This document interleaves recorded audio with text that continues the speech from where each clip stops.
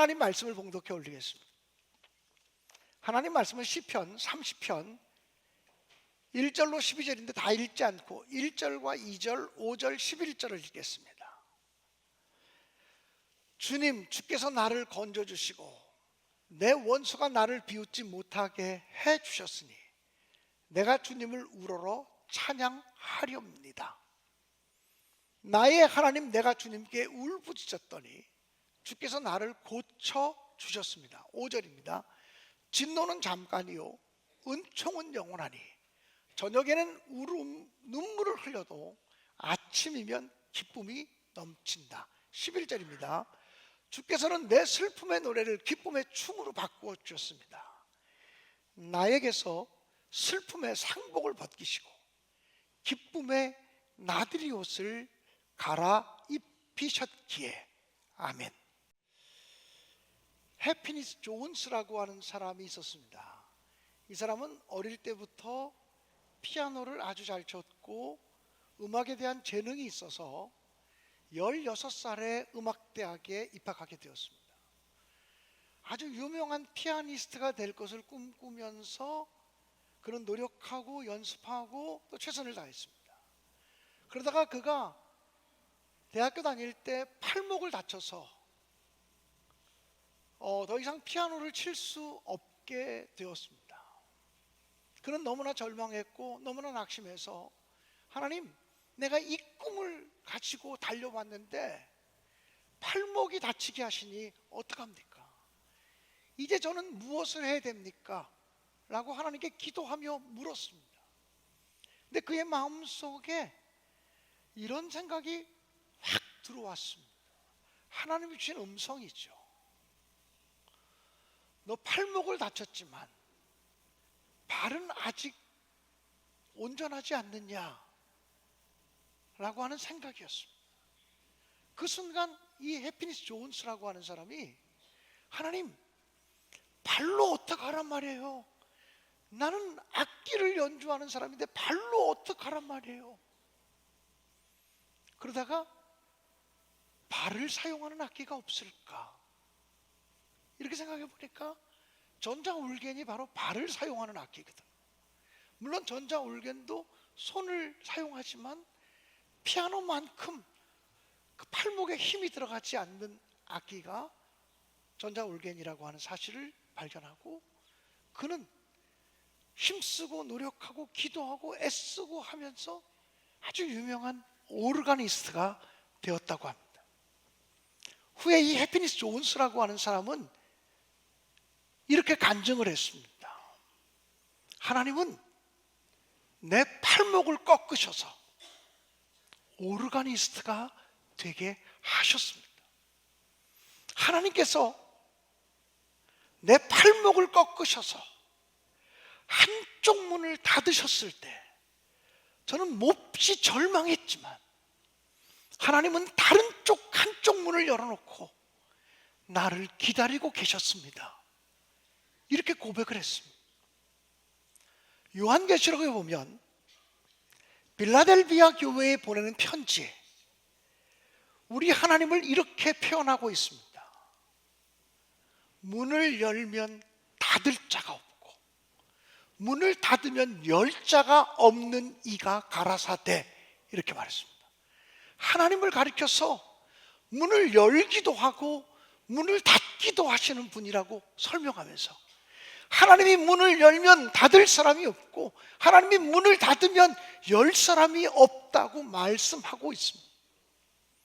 사랑하는 여러분, 저는 하나님께서 여러분과 여러분의 가정에 열린 문의 축복을 허락하시기를 주님의 이름으로 축원합니다. 하나님께서 우리 교회에 열린 문의 축복을 두시기를 간절히 소원합니다. 하나님이 문을 닫으시면 우리가 아무리 애쓰고 수고하고 노력하고 기도해도 부흥은 되지 않습니다. 하나님께서 열린 문을 두시면, 문을 열어주시면, 거기다가 우리의 헌신이 더해지면 하나님이 놀랍게 교회를 새롭게 하고 부흥하게 하실 것에 대한 믿음을 갖습니다. 하나님께서 이 나라 이 민족에게도 문을 닫지 마시고 문을 열어주시는 나라가 되고 민족이 되어지기를 간절히 소원합니다. 제가 설교 시간에 정말 정치적인 얘기를 가급적 하지 않는 목사입니다. 아마 여러분도 그런 걸 느끼시고 아실 것입니다. 12월 3일 비상계엄이 선포됐다는 얘기를 듣고 갑자기 텔레비전을 보면서 저는 그날 밤을 새벽 6시까지 한숨도 자지 못하고 꼬박 세웠습니다. 저는 대학교를 다닐 때 비상계엄을 체험했던 세대입니다.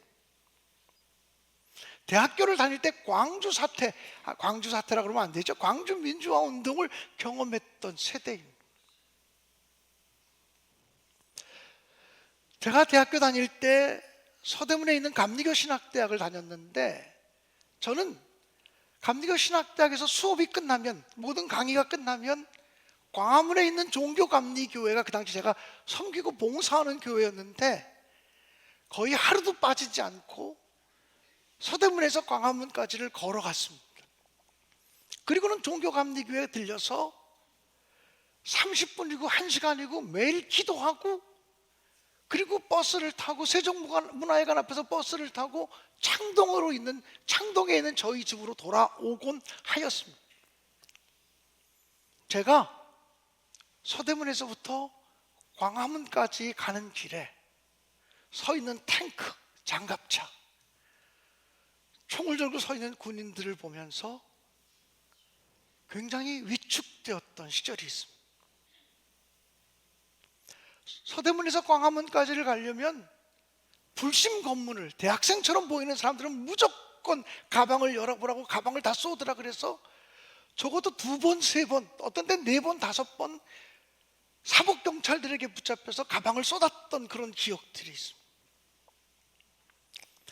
제가 대학교 1학년 1학기 때 휴교령이 떨어졌습니다.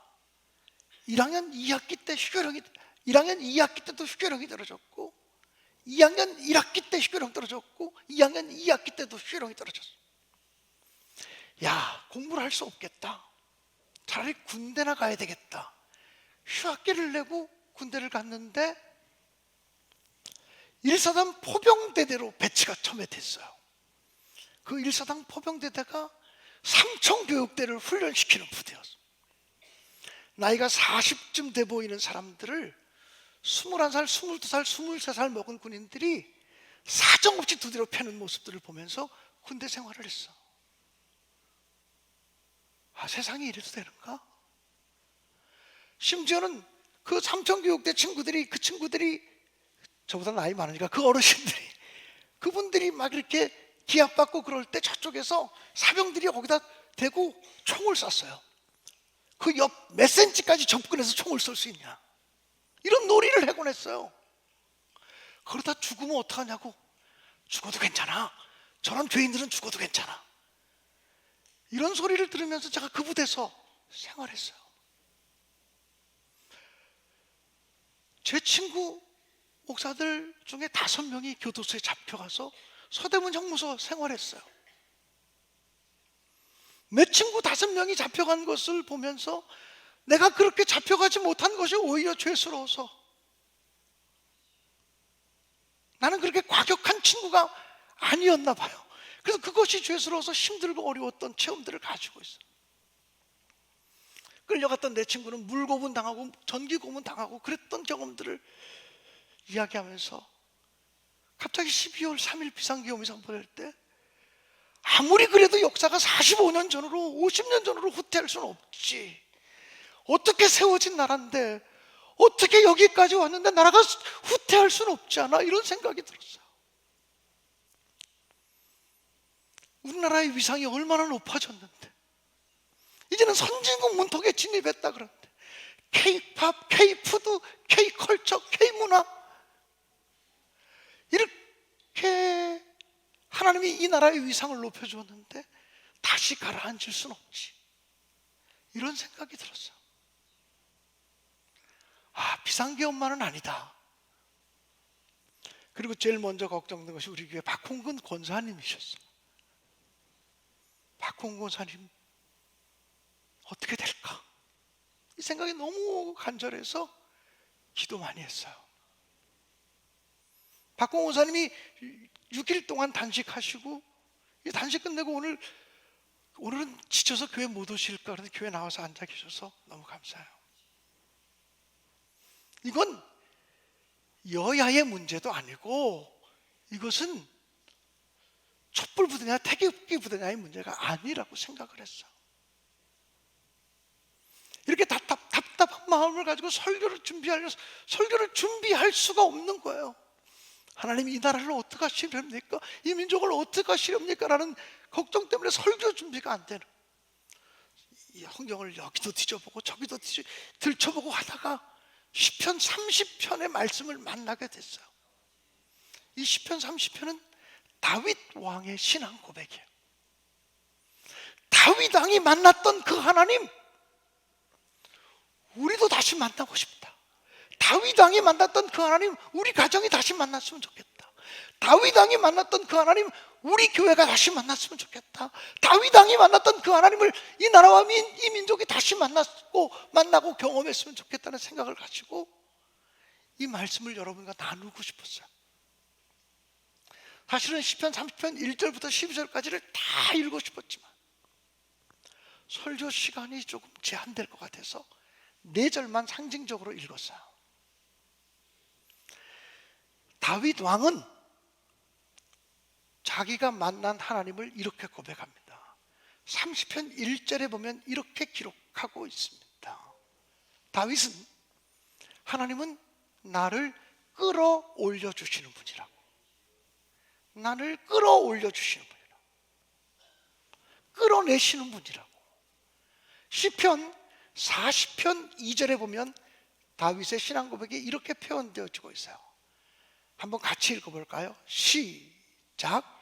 나를 기가 막힐 웅덩이와 수렁에서 끌어올리시고 내 발을 반석 위에 두사 내 걸음을 견고하게 하셨도다.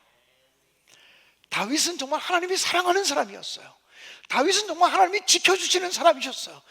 다윗은 정말 하나님이 이끄시는 분이었고, 다윗은 하나님이 책임져 주시는 아주 대표적인 성경의 위인 중에 한 사람이에요. 그런데 다윗도 기가 막힐 웅덩이에 빠진 적이 있다고 고백해요.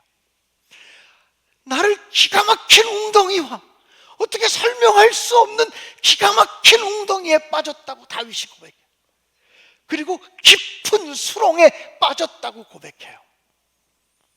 다윗이 만난 하나님은 기가 막힌 웅덩이와 깊은 수렁에서 우리를 끌어올려 주시는 분이라고 고백합니다.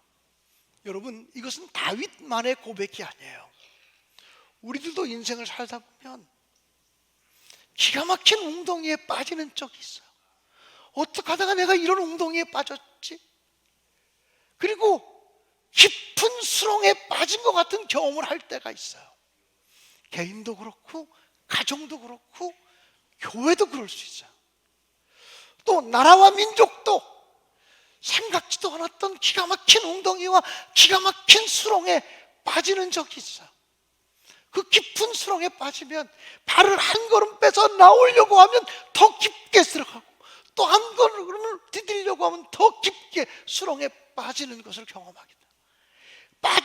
나오려고 그 수렁에서, 그 웅덩이에서 빠져나오려고 노력하는 것인데 점점 수렁에 빠져가고 있는 우리의 모습을 보게 될 때가 있죠. 다윗이 경험했던 기가 막힌 웅덩이, 깊은 수렁은 똑같은 경험은 아니지만 우리의 삶 속에서도 수시로 재현되어지는 고난이요, 아픔이요, 역경이라고 이야기할 수 있어요. 근데 다윗은 뭐라고 고백하냐면, 내가 만난 하나님은, 내가 경험한 하나님은 나를 그 수렁에 빠져 있게 하시는 분이 아니라, 웅덩이에 빠뜨리시기만 하는 분이 아니라 거기서 나를 끌어올려 주시는 분이라고, 끌어올려서 다시 살려내시는 분이라고 고백을 했습니다. 우리를 끌어올려 주시는 하나님의 은혜가 우리의 가정과 우리의 교회와 이 나라 이 민족 가운데 가득 넘치시기를 간절히 기도하며 소망합니다. 다윗은 자기가 만난 하나님을 시편 30편 2절에서 이렇게 고백을 해요. 그분은 내가 부르짖을 때 나를 고쳐주시는 분이라고. 여러분, 고친다는 말이 히브리어로 라파라는 말이에요. 그래서 여호와는 나를 치료하신다, 여호와는 나를 고치신다는 말을 여호와 라파 이렇게 얘기하는 거예요. 여호와 라파. 하나님은 나를 고치시는 분, 하나님은 나를 치료해 주시는 분, 그게 바로 여호와 라파라고 하는 말이에요. 다윗이 인생을 살아가면서 수도 없이 많은 질병을 만나요. 육체적인 질병이 찾아올 때도 있고, 정신적인 질병이 찾아올 때도 있고, 영적인 질병이 찾아올 때도 있었을 거예요. 또 내 혼자 힘으로 어떻게 할 수 없는 차가운 환경을 만나기도 하고 쓰디쓴 환경을 만나기도 하는 그런 고난에 처하게 됐을 거예요. 그런데 다윗이 만난 하나님은 여러 가지 질병에서부터 우리를 치료해 주시는 라파의 하나님이라고 고백하고 있다.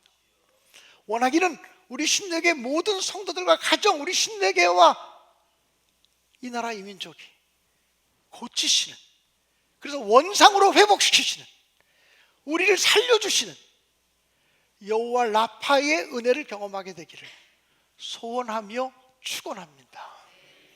제가 예전에 석관제일교회에서 담임 목사로 이렇게 섬기고 있을 때 그 교회에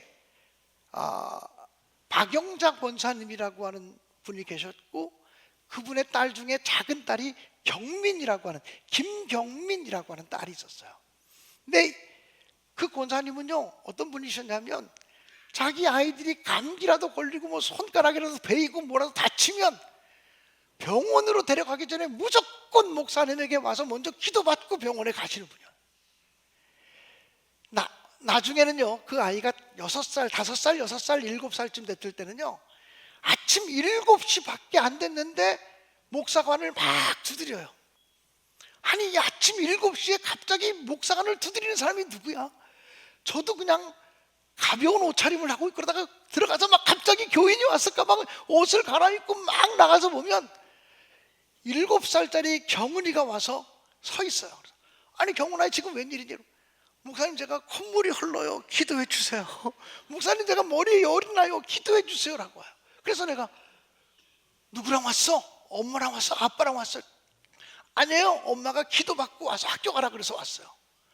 그 아이가요, 저희 집에 제 기억에 10번 이상 찾아왔던 것 같아요. 그래서 기억하는 거예요.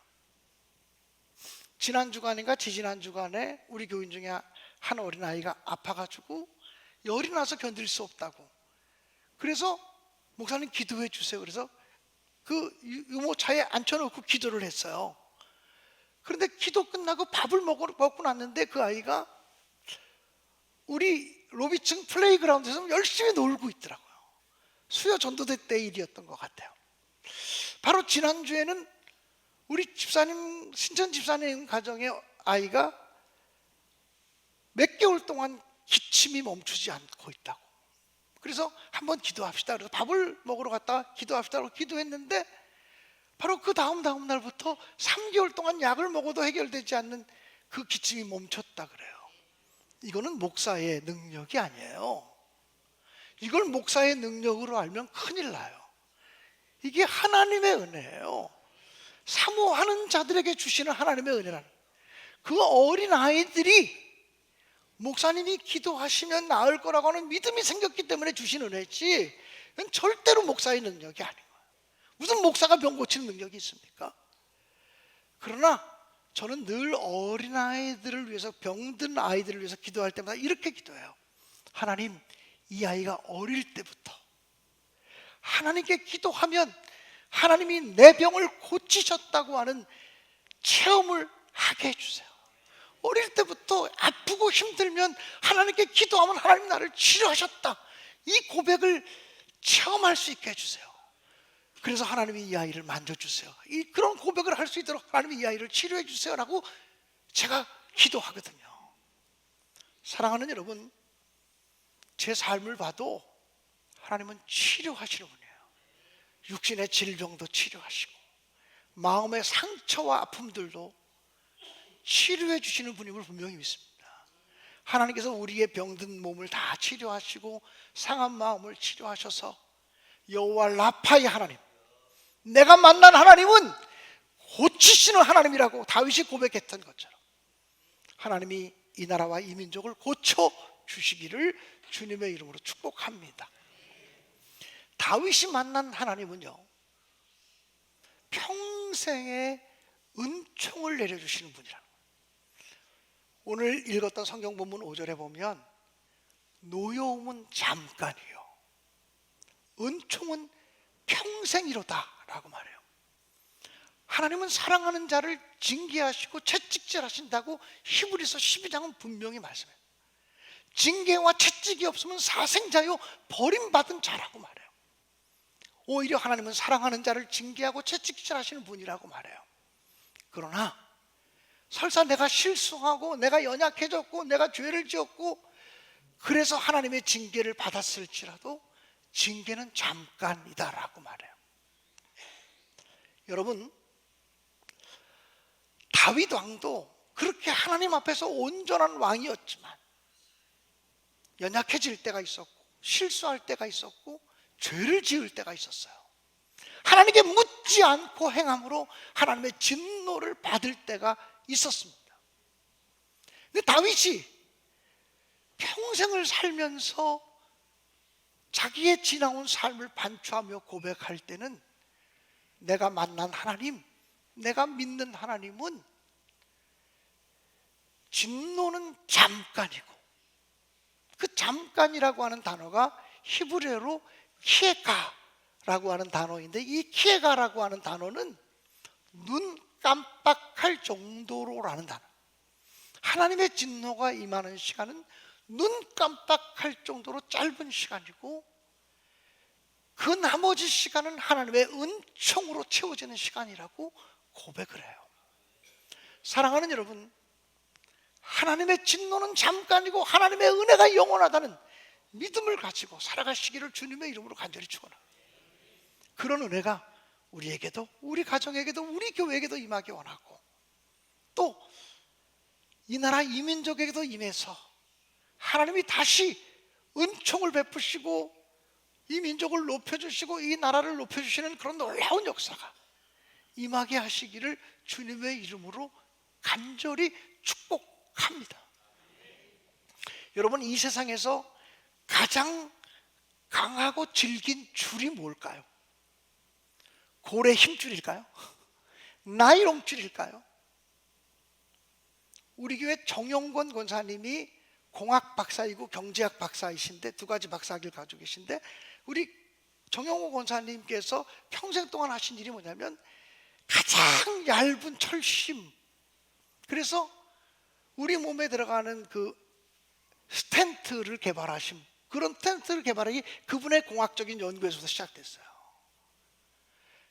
우리 머리카락보다도 훨씬 얇은 줄에 구멍을 뚫어서 피가 통하게 하는 이런 연구를 하신 분이 정용권 권사님이시거든요. 그리고 그 고래제강에 있으면서 뭐죠? 우리 저기 서해안 가려면 큰 다리 건너는데 무슨 다리죠? 서해대교 건널 때 그게 다 밑에 기둥이 아니라 철줄로 연결돼 있잖아요. 그 줄, 얇은 철심이 연결돼서 수천 톤, 수만 톤을 받아내는 힘을 갖게 하는 거. 그런 강철을 개발해낸 개발팀의 팀장을 맡고 있던 분이 정용권 권사님이시거든요. 그런데 그런 철심이 세상에서 강한 것일까요? 그렇지 않아요. 그렇지 않아요. 세상에서 가장 강한 것은 예수 그리스도의 사랑의 줄임을 분명히 믿습니다. 로마서 8장 35절에 보면 이렇게 기록이 되어져 있습니다. 누가 우리를 그리스도의 사랑에서 끊으리요? 환난이나 공고나 박해나 기근이나 촉신이나 위험이나 칼이랴. 38절을 보면요, 내가 확신하노니 사망이나 생명이나 천사들이나 권세자들이나 현재일이나 장래일이나 능력이나 높음이나 깊음이나 다른 어떤 피조물이라도 우리를 우리 주 그리스도 예수 안에 있는 하나님의 사랑에서 끊을 수 없으리라. 그 어떤 것도 죽음까지도 현재일도 장래일도 하늘에 있는 천사들까지도 환난이나 기근이나 권고나 적신이나 그 어떤 것도 하나님의 사랑에서 끊어놓을 수 있는 것은 없다고 말해요. 저는 그 하나님의 사랑의 줄이 여러분 한 분 한 분을 붙들고 있음을 믿습니다. 그 하나님의 사랑의 줄이 여러분의 가정을 붙들고 있음을 믿습니다. 그 사랑의 줄이 우리 신내교회를 붙들어주고 있음을 믿습니다. 하나님의 사랑의 줄이 우리 대한민국과 이 민족과 이 나라를 붙들어주고 있음을 분명히 있습니다. 그래서 힘들고 어려웠던 시간들을 보냈지만 분명히 하나님께서 이 민족은 다시 회복시킬 것이다, 그런 소원의 마음을 갖고 기도합니다. 하나님이 이 나라를 다시 회복시킬 것이다, 이런 소원의 마음을 갖고 기도합니다. 여러분도 힘들고 어려운 한 열흘 한 주간을 사셨지만 그런 마음을 가지고 기도하면서 하나님이 우리를 끌어올려 주옵소서, 하나님이 우리를 고쳐 주옵소서, 하나님의 진노는 잠깐이요 하나님의 은혜가 평생임을 알게 하여 주시고 하나님의 은혜와 사랑 안에 머물게 하옵소서. 기도할 수 있게 되어지기를 주님의 이름으로 간절히 축원합니다. 여러분 한 20년 전에 만들어졌던 찬양 가운데 부흥이라고 하는 노래가 있습니다. 저는 그 찬양이 불려질 때 혹시 우리나라의 그 어려웠던 80년대 90년대를 상상하며 지은 찬송이 아닌가 이런 생각이 들었습니다. 이 땅의 황무함을 보소서, 하늘의 하나님 긍휼을 베푸실 주여, 우리의 죄악 용서하소서, 이 땅 고쳐 주소서. 이제 우리 모두 하나 되어 이 땅에 무너진 기초를 다시 쌓을 때 우리의 우상들을 태우실 성령의 불 임하소서, 부흥의 불길 타오르게 하소서, 진리의 말씀 이 땅 새롭게 하소서, 은혜의 강물 흐르게 하소서, 성령의 바람 이제 불어와 오 주의 영광 가득한 새날 주소서, 오 주님 나라 이 땅에 임하소서.